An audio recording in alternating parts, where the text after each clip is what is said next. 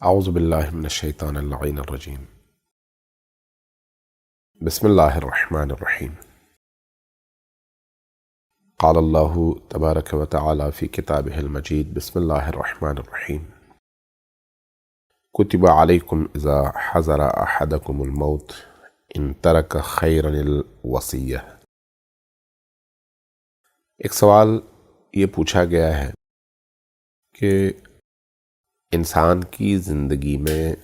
وصیت کا رول اور کردار کیا ہے۔ دیکھیے، منہج سے مسلمان ہم سب اس بات پر عقیدہ رکھتے ہیں کہ اگر اللہ نے ہمیں خلق کیا ہے اور زندگی دی ہے تو ایک دن آئے گا ہمیں موت بھی دے گا اور ہم اس دنیا سے خالی ہاتھ واپس بھی چلے جائیں گے۔ لیکن دنیا کی چکا چوند اور دنیا کی رنگینیاں ہمیشہ ہمیں موت سے غافل کر دیتی ہیں۔ اس کے نتیجے میں ہم دنیا ہی کو سب کچھ سمجھ بیٹھتے ہیں، یہ بھول جاتے ہیں کہ ہماری اور ہماری موت کے درمیان کا جو فاصلہ ہے وہ صرف ایک لمحاتی فاصلہ ہے۔ ایک لمحے میں اگر سانس رک جائے، دھڑکن بند ہو جائے تو ہم این جہانی نہیں آن جہانی ہو جاتے ہیں۔ روز ہم سینکڑوں نہیں ہزاروں لوگوں کو مرتے ہوئے دیکھتے ہیں، لیکن تنبہ، توجہ اور بیداری سے غافل رہتے ہیں۔ اس لیے قرآن پاک میں بھی اور نبی پاک صلی اللہ علیہ وآلہ وسلم کی تعلیمات میں بھی وصیت پر بہت زیادہ تاکید کی گئی ہے اور توجہ دلائی گئی ہے کہ ہم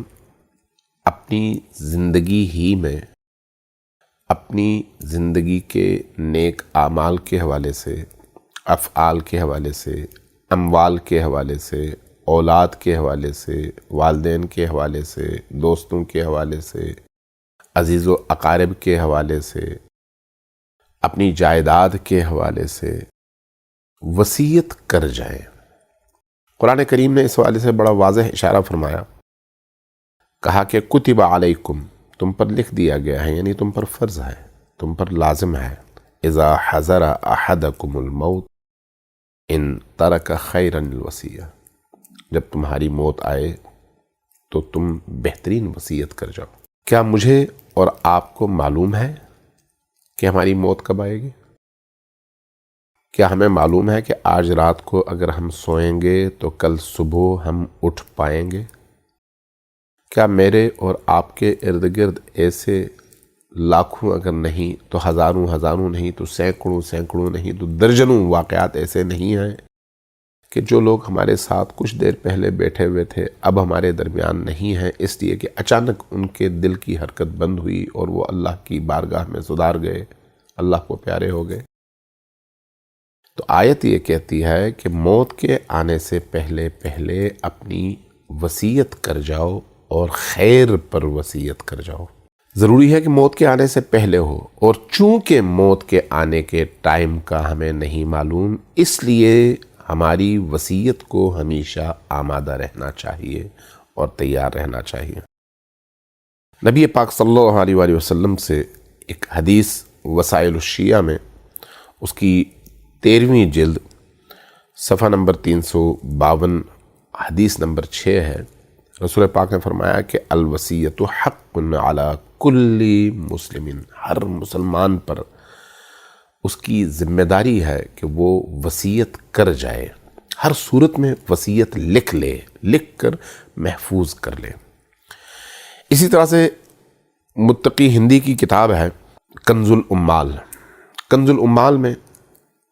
الامال اہل سنت دوستوں کی معتبر اور اچھی روایات کی کتاب ہے، احادیث کی کتاب ہے۔ وہاں پر رسول پاک صلی اللہ علیہ وآلہ وسلم سے یہ حدیث منقول ہے، من مات علی وصیت مات علی سبیل سنت ومات علی تقی و شہادت۔ جو شخص وصیت کر کے مرتا ہے وہ میری سنت اور میرے رستے پر مرتا ہے اور تقوی اور شہادت کی راہ میں مرتا ہے۔ یعنی وصیت کی اتنی اہمیت ہے۔ اتنی اس کی قدر و قیمت ہے۔ اس کا حوالہ بھی میں عرض کروں آپ سے کہ 16ویں جلد ہے کنز العمال کی، اور حدیث نمبر ہے 4650۔ وسائل الشیعہ کی ایک اور حدیث ہے جس میں رسول کریم صلی اللہ علیہ وآلہ وسلم نے فرمایا کہ ما ينبغي لامرئ مسلم ان يبيت ليلة الا وصیته تحت راسه۔ کسی مؤمن اور مسلمان کے لیے یہ مناسب نہیں ہے کہ رات کو وہ سوئے اور اس کی وصیت لکھی ہوئی اس کے سرہانے پر پڑی ہوئی نہ ہو۔ اسی طرح سے وسائل کی ایک اور حدیث ہے، فرمایا کہ من مات بغیر وصیت مات میتۃ جاہلیہ، جس نے وصیت نہیں کی اور مر گیا وہ جاہلیت کی موت مرا۔ تارک الوصیت عار فی الدنیا و نار و شنار فی الآخرہ، یہ کنز العمال کی حدیث ہے متقی ہندی کی۔ فرماتے ہیں کہ رسول کریم نے یہ فرمایا کہ جو شخص وصیت کو ترک کر جائے وہ دنیا میں ذلیل ہوتا ہے، اور مرنے کے بعد بھی اس پر اس کی مذمت ہوتی ہے، اس کی توبیخ ہوتی ہے، اس کی مذمت کی جاتی ہے اور اس کو برا بلا کہا جاتا ہے۔ کیوں ایسا ہے؟ قرآن کریم نے فَمَن يَعْمَلْ مِثْقَالَ ذَرَّةٍ خَيْرًا يَرَهُ وَمَن يَعْمَلْ مِثْقَالَ ذَرَّةٍ شَرًّا يَرَهُ کہہ کر ہماری زندگی کے اسلوب کا تعین کر دیا ہے کہ ذرہ برابر بھی تمہاری نیکی وہاں پر تمہارے سامنے آئے گی اور برائی تمہارے سامنے آئے گی۔ ہم یہاں پر صبح سے شام تک محنت کرتے ہیں، دولت کماتے ہیں، زمین خریدتے ہیں، گھر بناتے ہیں، جائیداد بناتے ہیں، گاڑی لیتے ہیں، مختلف قسم کی آسائشات ہم اپنے اور اپنے فیملی کے افراد کے لیے فراہم کرتے ہیں، لیکن جب ہماری ہچکی بند ہو جاتی ہے تو ہمیں سفید لٹھے کے کپڑے میں باندھ کر قبر میں رکھ دیا جاتا ہے، اور اس کے بعد ایک جراب، ایک دستانہ، ایک جوڑا، کوئی ریشمی چیز، کوئی گھڑی، کوئی کمپیوٹر، کوئی لیپ ٹاپ، کوئی گاڑی، کوئی گھر ہمارے ساتھ قبر میں دفن نہیں کیا جاتا۔ وہ ساری کی ساری چیزیں رہ جاتی ہیں ان لوگوں کے لیے جو ہمارے پیچھے رہ گئے ہیں۔ کمایا ہم نے، محنت ہم نے کی، اپنی دنیا کو داؤ پہ ہم نے لگایا، اپنی آخرت کو داؤ پر ہم نے لگایا، لیکن عملی طور پر اس کا فائدہ دوسرے اٹھا رہے ہیں، ہمارے حصے میں صرف اور صرف محنت آئی ہے۔ اس لیے اللہ کہتا ہے کہ اپنی اس محنت کے حوالے سے تم وصیت کر جاؤ۔ وصیت کیسے کرو؟ وصیت اس حوالے سے کرو کہ تمہاری یہ جائیداد کس کام آنی چاہیے، تمہاری یہ کمائی کس کام آنی چاہیے، والدین کو کیا ملنا چاہیے، بچوں کو کیا ملنا چاہیے، بیوی یا بیویوں کو کیا ملنا چاہیے،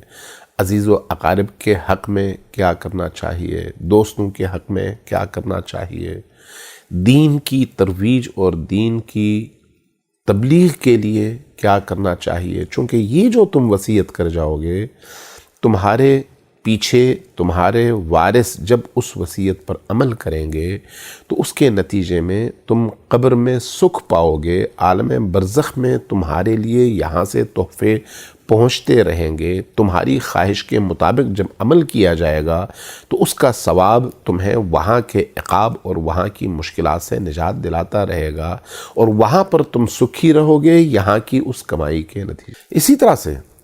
انسان اس زندگی میں رہتے ہوئے کبھی نمازوں میں، کبھی روزوں کے حوالے سے، کبھی حقوق العباد کے دوسرے پہلوؤں کے حوالے سے، کبھی حقوق اللہ کے حوالے سے کوتاہیاں کرتا ہے۔ انسان کو وصیت لکھ لینی چاہیے کہ میری کتنی نمازیں قضا ہوئی ہیں، ان نمازوں کو اگر میں اپنی زندگی میں ادا نہیں کر پایا تو میرے بعد استجارے کے طور پر کسی شخص کو مدد دے کر، کسی شخص کو اس کے وقت کی قیمت دے کر اس سے گزارش کی جائے کہ تم یہ نمازیں پڑھ دو تاکہ ہمارا میت قبر میں آسودہ رہے۔ اور یہ وصیت زندہ انسان ہی کرے گا کہ میری اتنی نمازیں قضا ہیں، اتنے روزے قضا ہیں۔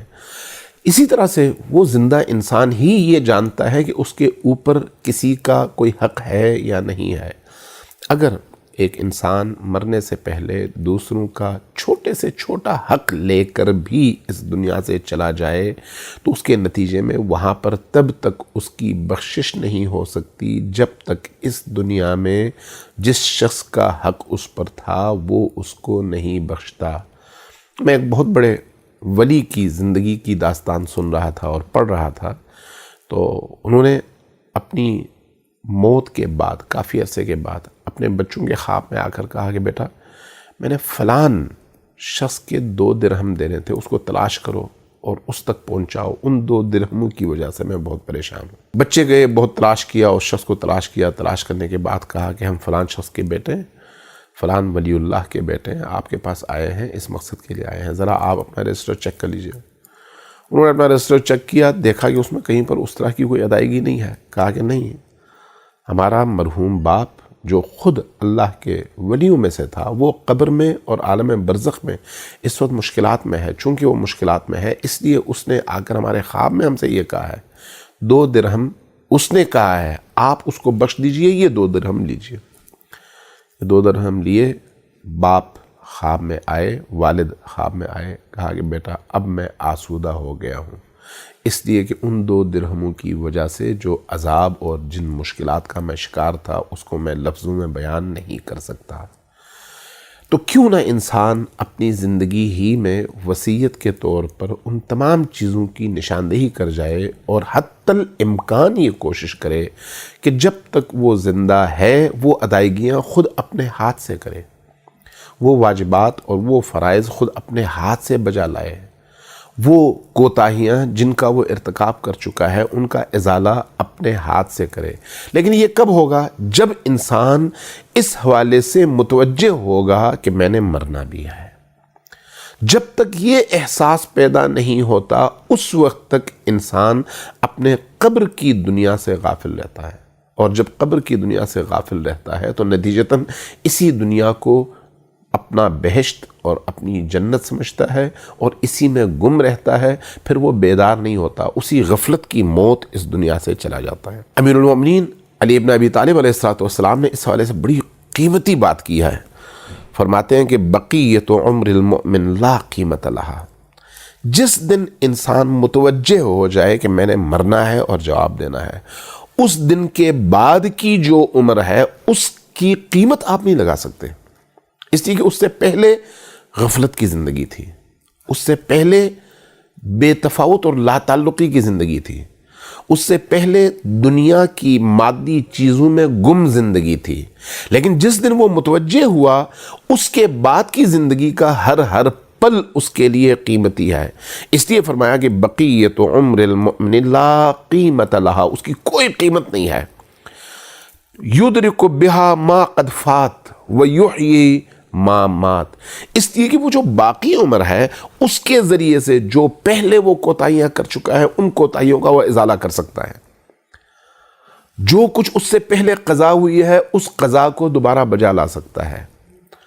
جو اس نے دوسروں کے حق میں کوتاہیاں کی ہیں ان کوتاہیوں کا ازالہ کر سکتا ہے،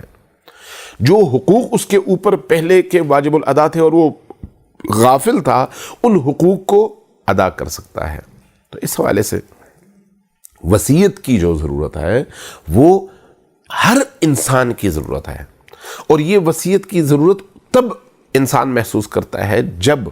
وہ اس دنیا کی چکا چون کی گرفت اور اس کے سحر سے آزاد ہو کر قبرستانوں میں جا کر ٹوٹی پھوٹی قبروں کو اور ان قبروں کے اندر بوسیدہ ہڈیوں کو اور ان میتوں کو دیکھتا ہے جو کل ہماری ہی طرح کے انسان تھے اور انا الرجل کہہ کر دنیا میں سینہ تان کر چلتے تھے اور دوسروں کو خاطر میں نہیں لاتے تھے، آج منو مٹی تلے گل سڑنے کے بعد کیڑوں کی، حشرات کی اور مختلف قسم کے جانوروں کی خوراک بننے کے بعد وہ آسودہ خاک نہیں ہوئے بلکہ مٹی میں ان کا جسم مل گیا اور ان کی روح اب مسلسل عذاب میں ہے۔ اور جب انسان ان لوگوں کی عاقبت دیکھتا ہے، ان کی قبروں کو دیکھتا ہے، ان کے انجام کو دیکھتا ہے تو اس کے بعد محسوس کرتا ہے کہ کل میرا انجام بھی یہی ہونا ہے۔ جو انسان اس مرحلے پر آ کر متوجہ ہو جائے اور اس توجہ کی وجہ سے پلٹ آئے، وہ انتہائی خوش قسمت انسان ہے۔ اللہ تبارک و تعالی ہمیں یہ توفیق عطا فرمائے کہ ہم وصیت کے معاملے میں انشاءاللہ تعالی اپنی ذمہ داریاں بجا لا سکیں، اور زندگی ہی میں اپنی زندگی کے تمام پہلوؤں کے حوالے سے، عبودیت اور بندگی کے پہلو کے حوالے سے، اپنی فقہی اور شرعی ذمہ داریوں کی ادائیگی کے حوالے سے، حقوق اللہ کی ادائیگی کے حوالے سے، حقوق الناس کی ادائیگی کے حوالے سے، والدین کے حقوق کے حوالے سے، اولاد کے حقوق کے حوالے سے، زوجات اور زوجہ کے حقوق کے حوالے سے، دوستوں کے حقوق کے حوالے سے، دین کے حق کے حوالے سے، معاشرے کے حق کے حوالے سے ایک آگاہانہ اور شعوری وصیت ہم تحریر کر جائیں، اور اس تحریر سے پہلے حتی الامکان اپنا فریضہ اپنے ہاتھوں انجام دے کر پاک و پاکیزہ ہو کر دنیا سے اٹھ جائیں۔ والسلام علیکم ورحمۃ اللہ وبرکاتہ۔